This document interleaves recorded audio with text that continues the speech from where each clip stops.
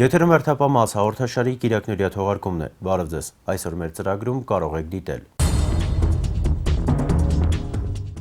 Իմացել էին, որ էլեկտրական սղոցն ու գործիքները նկուղում են, տեղյակ են եղել ոչ միայն, որ տանը փող ու ոսկեղեն կա, այլև որտեղ են պահում։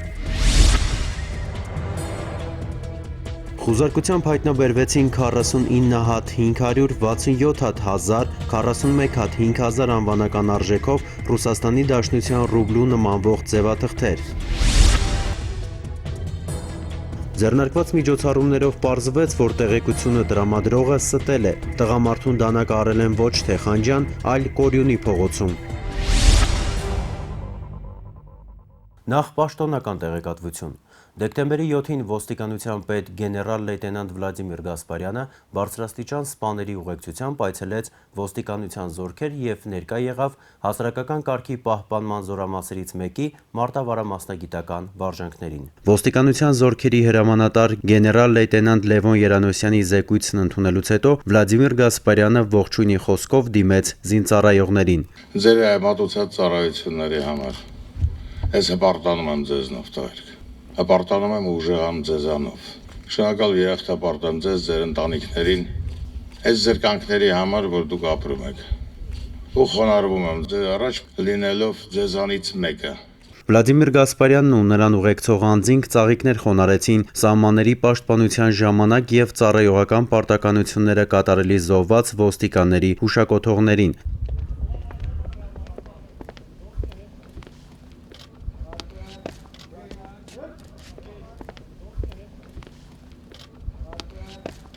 Զինավարժանքը բաղկացած էր մի քանի գործողությունից, որոնցից յուրաքանչյուրում արագ արձագանքման մասնագիտացված խմբերը ներկայացնում էին կոնկրետ իրավիճակի խնդիրներն ու լուծումները։ Առաջին գործողության ընթացքում անհրաժեշտ էր գրավել զինված անձանց տեղափոխող բեռնատար ավտոմեքենա։ Խնդրի բարդությունն այն էր, որ մեքենան պետք էր գրավել ընթացքի մեջ։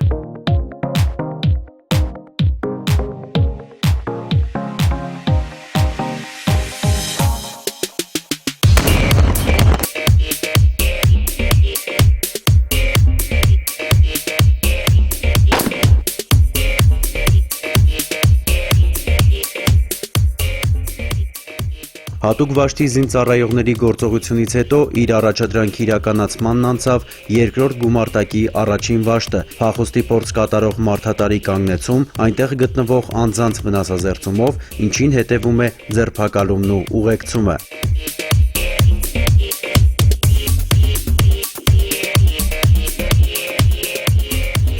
Այնուհետև հատուկ վաշտի ծառայողները ցուցադրեցին ձեռնամարտի հնարքներ։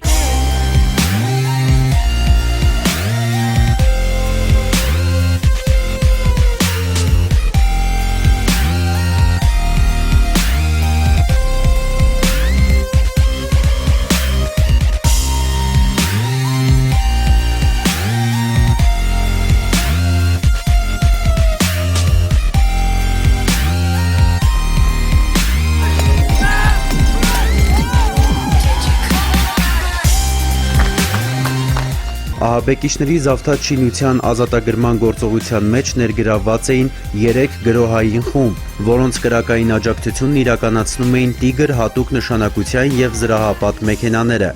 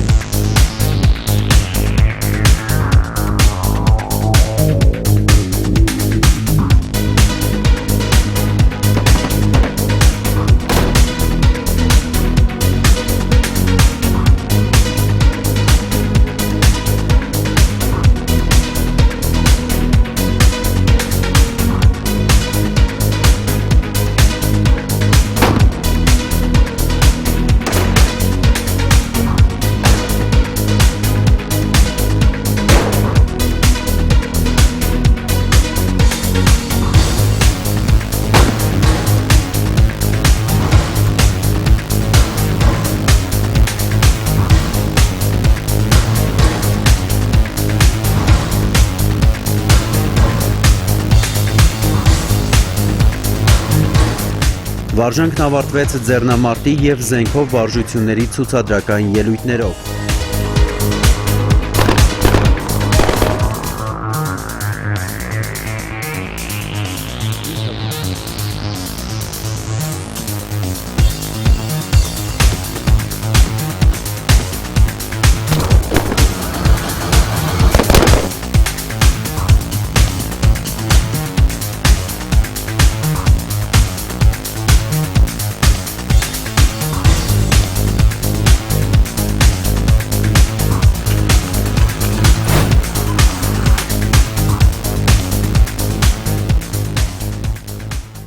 Դեկտեմբերի 9-ին Հայաստանի Հանրապետության ոստիկանության պետ գեներալ-լեյտենանտ Վլադիմիր Գասպարյանն ընդունեց Հայաստանում Հնդկաստանի արտակարգ և լիազոր դեսպան Յոգեշվար Սանգվանին։ Ողջունելով հյուրին, Վլադիմիր Գասպարյանը կարևորեց տարբեր երկրների իրավապահների հետ համագործակցության զարգացման նշանակությունը և հավաստեց Հայաստանի ոստիկանության այդ ուղղությամբ հետևողական աշխատանքը շարունակելու պատրաստակամությունը։ Շնորհակալություն հայտնելով ջերմ ընդունելության համար, Յոգեշվար Սանգվանն անդրադարձավ ոստիկանական կառույցների փորձի փոխանակման անհրաժեշտությանը։ Անդրադառնալով փոխգործակցության սերտացման խնդիրներին, Վլադիմիր Գասպարյանն ընդգծեց, որ հանցավորությունը սահմաններ չունի, հետևաբար հանցավորության դեմ պայքարը նույնպես պետք է իրականացվի տարբեր երկրների իրավապահ կառույցների գործընկերության ու փոխվստահության հիման վրա, մասնավորապես բարձր տեխնոլոգիաների ոլորտում կատարվող հանցագործությունների, կիբերհանցավորության համակարգված հակազդման ոլորտում։ Յոգեշվար Սանգվանը բարձր գնահատեց հայ ոստիկանների աշխատանքը, օրինակ բերելով հասարակական կարգի արդյունավետ պահպանումը, ինչի շնորհիվ Երևանը աշխարհի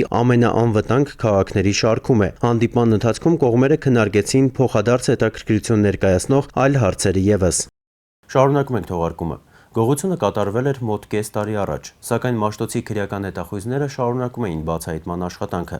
Բարդությունները շատ էին, բայց հարկավոր էր մեկ անգամ էլ ապացուցել, որ չբացահայտվող հանցագործություններ չկան։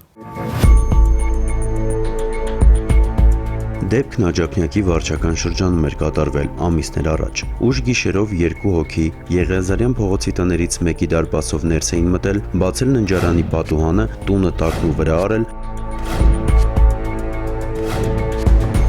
մյուս ննջարանում գտել էին չհրկիզվող պահարանը, էլեկտրական սղոցով կտրել, բացել, հափշտակել ոսկյա զարդեր, 3000 եվրո, անգամ հասցրել էին հյուրասենյակից թանկարժեք խմիչքներ թռցնել։ Կատարվածի մասին ոստիկանության Մաշտոցի բաժնում տեղեկացան հուլիսի 27-ի առավոտյան օպերատիվ կառավարման կենտրոնից։ Հարևաններն էին տեսել, որ տանն ինչ-որ բան այն չէ, և ոստիկանություն էին զանգել։ Տանտերերի հետ իրավապահները խոսեցին ավելի ուշ։ Մենք գնացել էինք հանգստանալու, մեր մտերիմները զանգահարեցին, ասացին, որ տանը գողություն է կատարվել։ Խնդիրն այն չէր, թե ով էր տեղյակ, որ տանտերերը հանգստանալու են մեկնել։ Շատերը գիտեին, այլ այն, թե ով կարող էր այդչափ լավ իմանալ ընտանիքի նիստուկացը։ Օրինակ իմացել էին, որ էլեկտրական սղոցն ու գործիքները նկուղում են։ Տեղյակ էին եղել ոչ միայն, որ տանը փող ու ոսկեղեն կա, այլև որտեղ են պահում։ Վարկածը թե հարևաններից կարող էին լինել հերքվեց։ Նախ իրենք էին ոստիկանություն զանգել, հետո հանցամիտները պատուհանները ներքնակներով ու սպիտակեղենով փակել էին, որ էլեկտրական սղոցի ձայնը հենց հարևանները չլսեն։ Իրավապահները սկսեցին հարցումներ անցկացնել։ Գուցե ինչ-որ մեկը փողոցում կասկածելի մեքենա էր տեսել կամ տան մոտ անծանոթ մեկին։ Չէին տեսել։ Որոնողական աշխատանքները հնարավոր բոլոր ուղիներով շարունակվեցին և հետևողական աշխատանքը ամիսներ անց դրական արդյունք տվեց։ Համատեղ օպերատիվ քննչական տարաբնույթ միջոցառումների արդյունքում տեղեկություններ ստացվեցին, որ նշված հանցագործությունը հնարավոր է կատարած լինեն Զովունի գյուղի բնակիչներ Կարեն Մխիթարյանը, Անդրանիկ Ղազարյանը և երևանցիներ Վարազդատ Մաթևոսյանն ու Գևորգ Նազարյանը։ Նոյեմբերի 30-ին Մխիթարյանը, Մաթևոսյանը և Նազարյանը բերման ենթարկվեցին ոստիկանության Մաշտոցի բաժին։ Գևորգ Նազարյանն է տուժողի տան վարորդը, ըստ նախնական վարկածի ինքն է ընկերներին ասել, որ տանտերերը հանգստանալու են մեկնել, նաև թե բնակարանում որտեղ ինչ կա։ Ես տվյալ անձնավորության տանը վարորդ եմ աշխատել, այսինքն ես այդ մարդկանց, ասենք, տունը ամեն ինչի իմացել եմ։ Տղեկից մեկին ասեցի, որ ինքն էլ էր չնայած տեղյակ, որ ասենք տանտերը գնալու է հանգստանալու, այտենց երևի ասենք խոսակցության ընթացքում էլ ասենք բան ա եղել, որ կարող է այս մարդու տունը ես իմ մեծ գումար լինի, ինչ լինի, այսինքն մնացածը արդեն իրանցով կազմակերպել են, իրանցով արել են։ Վարազդատ Մաթևոսյանն է, ըստ նրա, ինքը տուն չի մտել, բայց ընկերներին բնակարան մտնելու անհրաժեշտ գործիքներ է տվել, օգնել է գողոնը տեղափոխելիս։ Երեկոյան 6-ի կոմերներ եկանք ստեղ կվարտալ։ Գևորգն ու Կարենը արդեն իրար տեսան, հետներս մի հոգի եկար, Անդրանիկը։ Իմացա, որ պլանավորել են գողություն։ Գևորգը բերեց լոմ ձեռնոցներ մեկ է մայքեք տվեց ինձ, որ տամ Կարենեց, որպեսի գողությունը կատարեն։ Ես հետ տվեցի իրանց, վերջում օգնել եմ իրանց, որ այդ տելեֆոնները տանեն ընդեղից։ Կարեն Մխիթարյանն է, գլխավոր դերակատարներից մեկը։ Նա է Անդրանիկ Ղազարյանի հետ տուն մտել ու հափշտակել այն, ինչի համար բոլորով հիմա ոստիկանությունում են։ Չի հերքում արարքը, պարզապես փորձում է մեղմ գույներով ներկայացնել եղելությունը։ Լուսամուտը սխմեցինք, բացվեց, մտանք ներս։ Մտանք, քանդրտեցինք, ոչ փող, ոչ ոսկի, չայտնան բերեցինք, ես շիշ կոյնակ ենք վեկալ է դուս ենք ելի։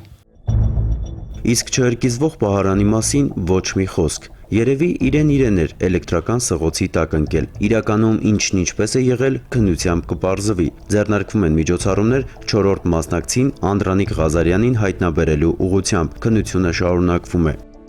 Ամանորին ընդառաջ, երբ սկսվում է տոնական օրերի նախապատրաստումն ու կտրուկ աճում է առևտուրը, եռուզեռի մեջ աճում է նաև թեթև փողերի ձգտող անձանց ախորժակը։ Դրամանենգությունը այն հանցատեսակներից է, որ այդ օրերին աճի միտումներ ունի, ու թեև ոստիկանությունն ամեն ինչ անելու է քաղաքացիների կորուստները կանխելու համար, բայց առաջնայինը յուրաքանչյուրիս զգոնությունն է։ Դեկտեմբերի 3-ին ոստիկանության Եղեգնաձորի բաժնի ծառայողները կեղծ թղթադրամներ իրացնելու կասկածանքով Երևան-Մեղրի միջպետական ավտոճանապարհի Ելփին գյուղի հատվածից ոստիկանության Եղեգնաձորի բաժին բերման ենթարկեցին երևանցիներ 1970 թվականին ծնված Արմեն Ասատրյանին եւ 1971 թվականին ծնված Արմեն Գևորգյանին։ Վերջինիս մեքենայի խուզարկությամբ հայտնաբերվեցին 49 հատ 500, 67 հատ 1000, 41 հատ 5000 անվանական արժեքով Ռուսաստանի Դաշնության ռուբլու նմանվող ձևաթղթեր։ Բիլետ բանկա Պրիկոլով գրառմամբ։ Ըստ Ասատրյանի հայտարարության հայտնաբերված ձևաթղթերը իրենն են, որոնցից 1000 անվանական արժեքով Ռուսաստանի Դաշնության ռուբլու նմանվող ձևաթղթերից երկուսը դեկտեմբերի 3-ին իրացրել է Արենի գյուղի տաղավարներում։ Հայտնաբերվածն ուղարկվել է փորձաքննության։ Հիշյալ դեպքից 2 օր անց դեկտեմբերի 5-ին նման մի դեպք գրանցվեց ոստիկանության Կապանի բաժնում։ Կապանի բաժնի քրեական հետախույզները ստացված տեղեկություններն իրացնելով ոստիկանության կազմակերպած հանցավորության դեմ պայքարի գլխավոր վարչության, կոռուպցիայի եւ տնտեսական գործունեության դեմ ուղղված հանցագործությունների հակազդման եւ Սյունիքի մարզային վարչությունների ծառայողների հետ կեղծ թղթադրամներ իրացնելու կասկածանքով ոստիկանության Կապանի բաժին է ներկայացրել քաջարանցի անչափահասներ Արմանին, Ալենին եւ Կարենին։ Ձեռնարկված միջոցառումներով պարզվել է, որ նրանք նոյեմբերին նախնական համաձայնության գալով Կարենենց բնակարանում Արմանի գունավոր տպիչ սարքով կեղծ 20,000 դրամանոց են պատրաստել եւ իրացրել Լեռնաձոր գյուղի մթերային խանութներից մեկում։ Նոյեմբերի 20-ին էլ կեղծ թղթադրամով Կապանի մի մթերային խանութից էին գնումներ արել։ Օրեր անց դարձյալ Կապանում մոտեցել էին մի կնոջ, խնդրել մանրել կեղծ 20,000-անոցը։ Կինը մանրել էր եւ երիտասարդների հեռանալուց հետո միայն տեսել, որ փողը կեղծ է։ Նշված փաստերով հարուցվել են քրեական գործեր, կատարվում է քննություն։ Արագածոտնի մարզի Մաստարա գյուղի բնակիչներից մեկը ոստիկանության կազմակերպված հանցավորության դեմ պայքարի գլխավոր վարչություն հաղորդում էր տվել։ Աշխատավայրում նրան էր մոտեցել մի տղամարդ, տվել $100 ու պատվիրել էր Mercedes-ը բենզին լցնի։ Աշխատակիցը լիցքավորել էր մեքենան, վերադարձնելով փոխարժեքի տարբերություն 26,000 դրամը։ Լցակայանի աշխատակիցը օրեր անց վերցրած $100-ով ցանկացել է բանկում վճարում անել, որտեղ էլ տեղեկացել է թղթադրամի կեղծ լինելու մասին։ Գլխավոր վարչության եւ Թալինի բաժնի քրեական հետախույզների ձեռնարկած միջոցառումների արդյունքում պարզվել է, որ կեղծ $100-ն իրացրել է Երևանի բնակիչ 39-ամյա Հենրի Ղազարյանը, որը հայտնաբերվել եւ բերման է ենթարկվել ոստիկանություն։ Հենրի Ղազարյանը կալանավորվել է, կատարվում է նախաքննություն։ Քաղաքացիներին հիշեցնում ենք, առջևում ամանորն է եւ այս շրջանում ակտիվանում են ոչ միայն գրպանահատները, այլև դրամանենգները։ Խոշոր դրամայրային շրջանառություն ունեցող առևտրի կետերում, տոնավաճառներում եւ շուկաներում գնումներ կատարելիս եղեք ավել ուշադիր ու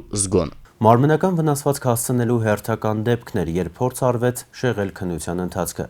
Այս անգամ շեղողը տուժողը չէր, այլ նրան հիվանդանոց հասցնողը։ Տուժողն ի վիճակի չէր հայտարարություն տալ, բայց կենտրոնի քրեական հետախույզներին հաջողվեց արագ դուրս գալ բացահայտում տանող ճանապարհ։ Դեկտեմբերի 2-ին ժամը 10-ի սահմաններում ոստիկանության կենտրոնական բաժին հնչած ահազանգը դանակահարության մասին էր։ Հիվանդանոցից հայտնում էին, որ իրենց մոտ բուժօգնության է տեղափոխվել Երևանի բնակիչ 30-ամյա մի տղամարդ, 4 կտրած ծակած վերքերով, ընդ որում մեկը թափանցող լյարդի վնասումով։ Դեպքի առթիվ քրեական գործ հարուցվեց ուրիշի առողջությանը դիտավորությամբ ծանր վնաս պատճառելու հատկանիշներով։ Հիվանդանոց մեկնած ոստիկանության կենտրոնական բաժնի քրեական հետախույզներին բժիշկները փոխանցեցին, որ տղամարդուն հիվանդանոց փոխած անձը իրենց հայտնել է, թե որտեղ է նա վնասվածքները ստացել։ Ձեռնարկված միջոցառումներով պարզվեց, որ այդ տեղեկությունը տրամադրողը ստել է։ Տղամարդուն դանակահարել են ոչ թե Խանջյան, այլ Կորյունի փողոցում։ Պարզեցինք նաև ինչ հանգամանքներում է կատարվել դեպքը։ Նախնական տեղեկություններով հիվանդանոց տեղափոխված քաղաքացու եւ ոմն Սամսոնի միջև վիճաբանություն է սկսվել Կորյուն 17 հասցեի մոտ, որը վերածվել է ձեռնամարտի։ Այդ ընթացքում էլ ոմն Սամսոնը մի քանի անգամ դանակով հարվածել է հիվանդանոց տեղափոխված քաղաքացուն։ Հետագա հետախուզական միջոցառումներով էլ ոստիկանները պարզեցին, ոմն Սամսոնը Երևանի Օրբելու փողոցում ապրող 24-ամյա Սամսոն Ասլանյանն է։ Կասկածյալի հարազատների հետ տարված բացատրական աշխատանքների արդյունքում նա դեպքից 4 օր անց դեկտեմբերի 6-ին ներկայացավ ոստիկանության կենտրոնական բաժին։ Որտեղ եւ ինչ հանգամանքներում է վնասվածքներ ստացել Սամսոն Ասլանյանը կպարզվի նախաքննությամբ։ Հանցագործության գործիք դանակը հայտնաբերելու ուղղությամբ միջոցառումները շարունակվում են։ Սամսոն Ասլանյանին մեղադրանք է առաջադրվել։ Նրա նկատմամբ խափանման միջոց է ընտրվել, կալանավորումը կատարվում է նախաքննություն։ Մեր հաղորդումը մոտենում է ավարտին։ Դուք կարող եք դիտել ևս մեկ տեսանյութ, իսկ ես ձեզ հրաժեշտ եմ տալիս։ Կհանդիպենք հաջորդ կիրակի։ Ցտեսություն։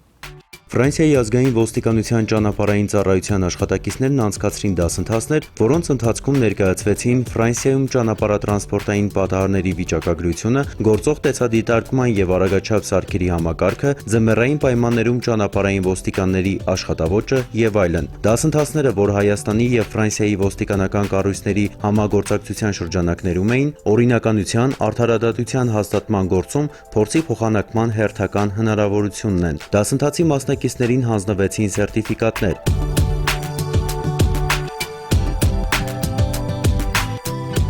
Ֆրանսիայի ոստիկանները հայ գործընկերներին ցուցադրեցին նաև իրենց գործելավոճը ճանապարհներին, ներկայացրին, թե օպերատիվ տեղեկություն ստանալիս ինչպես են վնասազերծում հանցագործին կամ իրավախախտին։ Ֆրանսիացի մասնագետները նշեցին, իրենք եւս շատ բան ունեն սովորելու հայ գործընկերներից։ Այդ համոզմանը հանգեցին հատկապես, երբ ծանոթացան ճանապարհային ոստիկանության ձեռքբերումներին։ Ճանապարհային ոստիկանությունում արմատական բարեփոխումները առանցքային խնդիր էր, եւ վերջին 5 տարիներին սկզբունքային փոփոխությունների ենթարկվեցին ճանապարհային երթևեկության կազմակերպման ու երթևեկության անվտանգության ապահովման մեխանիզմները։ Ճանապարհային երթևեկության վերահսկողության կատարելագործման շրջանակներում մայրաքաղաքում եւ միջպետական նշանակության ճանապարհներին տեղադրվեցին տեսանկարահանող եւ արագաչափ սարքեր։ Նորացվեց լուսացույցային բազան, պարեկային մեքենաները հագեցվեցին տեսագրող սարքերով։ Այս հիմնարար փոփոխությունները չվրիպեցին հյուրերի աչքից։ Նրանք անկեղծացան, որ զարմացած են հայ գործընկերների պրոֆեսիոնալիզմից, աշխատավոճից։ Հյուրերը եղան նաև տրանսպորտային միջոցների հաշվառման քննական բաժնում։ Ինչպես միշտ, քաղաքացիների սպասարկման սրահը մարդաշատ էր։ Ճանապարհային ոստիկանության պետի տեղակալ Արթուր Տոնոյանը ներկայացրեց քաղաքացիների դիմումների ընդունման, փաստաթղթերի ձևակերպման գործընթացը։ Այնուհետև ցուցադրվեց պետհամարանիշերի պատրաստման եւ տրամադրման ընթացքը։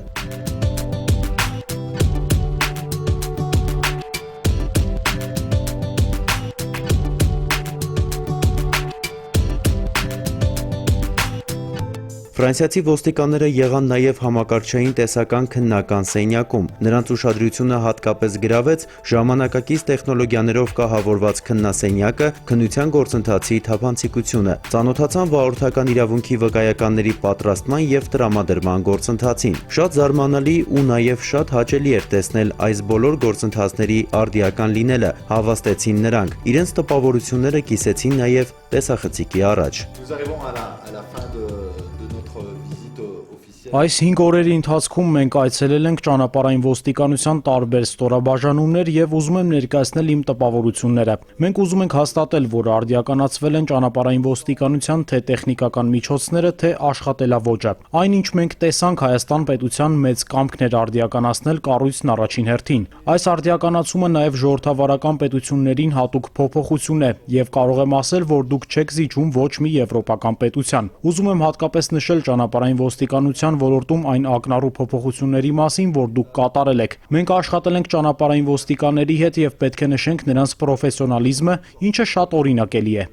Ոստիկանության բրիգադի հրամանատար Ռոլան Դեֆին անդրադառնալով վարորդ ճանապարհային ոստիկան փոխհարաբերություններում կոռուպցիոն ռիսկերը նվազագույնի հասցնելուն ուղղված վերջին նորամուծությանը նշեց, որ շատ երկրների ոստիկանական կառույցներ այս առումով սովորելու բան ունեն հայ ոստիկաններից։ Մենք նկատեցինք, որ ճանապարհային ոստիկաններն իրենց վրա կրում են տեսախցիկներ, եւ դա նշան է մեծ ժողովրդավարության, աշխատավոճում թափանցիկության, հարգանք քաղաքացիների հանդեպ։ Առաջին հերթին այս տեսախցիկները թույլ են տալիս զերծ մնալ կոռուպցիոն ռիսկերից։ Մյուս կողմից սա օգնում է ոստիկաններին, երբ օրինակ իրենց խոսքը կասկածի տակ է առվում, սա ծառայում է որպես ապացույց։ Բարձր գնահատելով ճանապարհային ոստիկանության գործելավոճը, քաղաքացիների նկատմամբ ցուցաբերվող հարգանքը, մարդասիրական վերաբերմունքը, ճանապարհային ոստիկանների արհեստավարժությունը, աշխատանքների կազմակերպվածությունը, ֆրանսիացի հյուրերը ներկայացրին նաև հայաստանյան այցի տպավորությունները։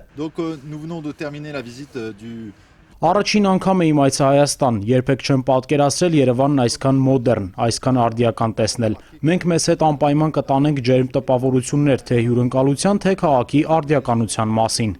Այցի ավարտին հյուրերին ընդունեց ոստիկանության պետի տեղակալ, ոստիկանության գեներալ-մայոր Սամվել Հովհաննիսյանը։ Նա ներկայացրեց ոստիկանությունում ընթացող բարեփոխումները, դրանց արդյունքում ձեռքբերումները։ Հանդիպման վերջում ֆրանսիացի ոստիկանները շնորհակալություն հայտնեցին հայ գործընկերներին ջերմ ընդունելության համար։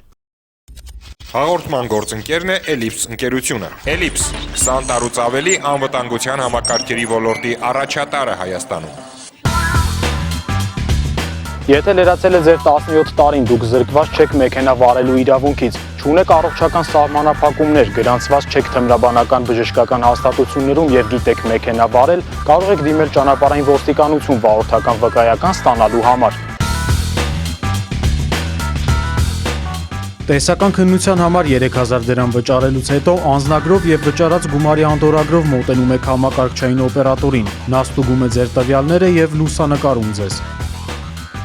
Արդեն քննական սենյակում ունեք 15 րոպե ժամանակ, այդ ընթացքում պետք է ճիշտ պատասխանել 3 հոգեբանական եւ 10-ից նվազագույնը 9 տեսական հարցերի, ինչից հետո հերթը գործնական քննությանն է։ 13000 դրամ վճարում կատարելուց հետո սկսվում է գործնական քննությունը, որն անցկացվում է մեխանիկական փոխանցման ունեցող մեքենայով։ Սակայն B կարգի տրանսպորտային միջոցներ վարելու վարորդական վկայական ստանալու համար ձեր ցանկությամբ գործնական քննությունը կարող եք անցկացնել ավտոմատ փոխանցման տուփ ունեցող մեքենայով։ Այդ դեպքում վարորդական վկայականը տրվում է միայն ավտոմատ փոխանցման տուփ ունեցող մեքենա վարելու համար։ Եթե նշված 9 վարժություններից ճշգրիտ եք կատարել նվազագույնը 8-ը, ապա շնորհավորում ենք։ Դուք բարեհաջող անցաք նաև գործնական քննությունը։ Ձեզ մնում է վարորդական իրավունքի համար կատարել 12000 դրամ պետական վճար եւ ընդամենը 10 րոպե անց վարորդական վկայականը կլինի ձեր ձեռքում։